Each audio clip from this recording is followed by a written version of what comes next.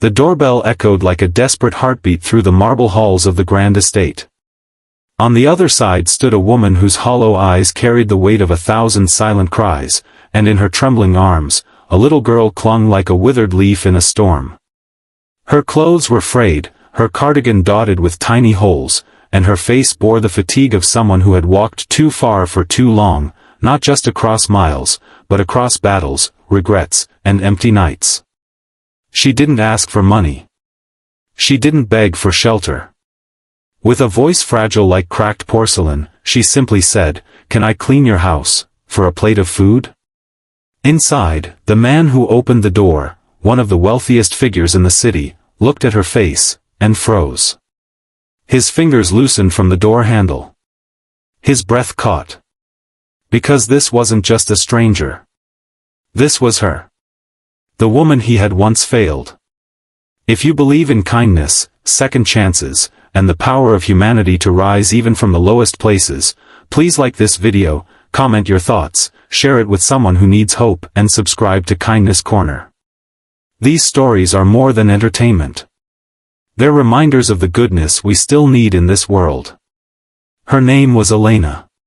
Years ago, she had been full of laughter, dreams, and the kind of innocence that believed everything in life would eventually fall into place. But life, she learned, didn't always reward the kind-hearted. After marrying young to a man who promised stars and delivered scars, she found herself abandoned with a toddler and a hospital bill she couldn't pay. One by one, her lifelines unraveled, her job, her apartment, her friends who slowly drifted away when help became routine. Eventually, she was sleeping on a church bench with her daughter cradled tightly in her arms, whispering fairy tales into the wind just to drown out the growl in her child's stomach.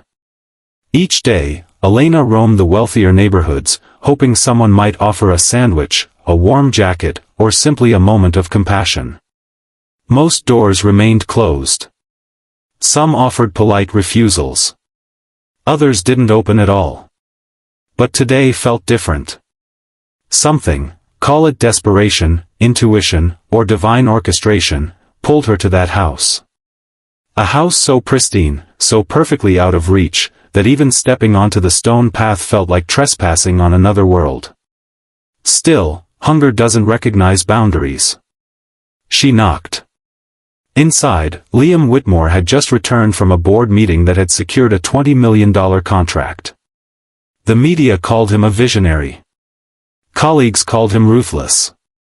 But behind the designer suits and glass towers, he was a man who rarely looked back, until that knock shattered something buried deep. When he saw Elena standing there, his eyes widened. Time folded inward. His thoughts scattered. Because years ago, before money and mergers, before marble floors and media praise, he had known her. She was the girl who once stood in line behind him at a college food drive, quietly paying for her instant noodles while counting every dime. She was the girl who had smiled at him on rainy afternoons in the library, when they were both broke but alive with purpose. They were never close, but she had always left a mark, her gentleness, her dignity, her way of making even silence feel warm. And one night, he had seen her being screamed at by her boyfriend outside a diner. He could have intervened. He should have. But he had turned away. That guilt had long been sealed behind walls of ambition. Until now. He let them in. The grand foyer, polished and quiet, now echoed with the hesitant footsteps of a woman who no longer belonged in such spaces. Elena tried to explain, apologizing as if her hunger was an inconvenience. But Liam was somewhere else, caught between the past and the present, shame and duty. He brought food, placed it gently in front of the child first, and then watched as Elena, eyes shimmering, hesitated before eating. Pride and pain are strange companions. As the hours passed, Liam learned fragments of her story, the abusive marriage, the shelter she had lost when funding dried up, the nights spent at bus terminals and alleyways. But she never once blamed the world. She simply said, "It's just what happened." Her resilience was louder than any pity. The next morning, Liam did something uncharacteristic. He cancelled his meetings. He found a guest room and quietly placed a pair of new clothes, a toothbrush, and a folded note that read, "Stay as long as you need." Elena cried silently as she read it, clutching her daughter closer. It wasn't just a bed or food. It was acknowledgement. It was dignity. But the world doesn't change overnight. Trust had to be rebuilt. Elena struggled with the guilt of accepting help, afraid it was conditional. Liam struggled with guilt of another kind, that he had risen so high while people like Elena had fallen unnoticed. Slowly, they talked more. Elena began helping around the house, not out of obligation, but out of purpose. She cleaned, organized, cooked small meals. Her daughter started smiling again, laughing in the garden, playing piano in the hallway.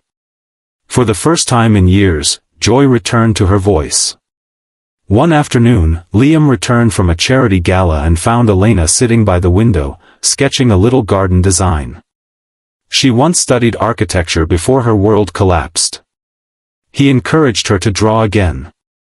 She resisted at first, but soon, her designs were adorning the walls of his office. His clients noticed.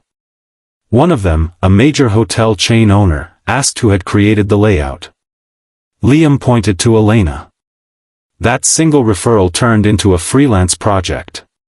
That project turned into 3 more. And within a year, Elena was running her own small design consultancy from a laptop Liam had gifted her on her birthday. But the most touching moment came on a cold December morning. Elena came to Liam holding an envelope. She had saved enough for a small apartment. "You've done more than I could ever repay," she whispered. Liam held the envelope but didn't open it. Instead, he walked her and her daughter to the front of the house, where a fresh sign read, "Whitmore Foundation for Women and Children." It was Elena's idea. A shelter, a support system, a place where no mother would ever have to beg for food in exchange for dignity. As the sun rose behind them, the little girl tugged on Liam's sleeve and said, "Are you going to be our family now?" Liam knelt down, holding back tears. "I already am." If this story touched your heart, if it reminded you of the power of second chances, of unseen pain, of how one act of kindness can change everything, please like this video, share it with someone who might need hope today, and don't forget to subscribe to Kindness Corner. We're not just telling stories. We're reminding the world that empathy still exists. Speech balloon special request: before you go, please leave a comment below. Just a heart emoji, or a few words, whatever you feel. Your comment might be the light someone else needs today. Ask ChatGPT.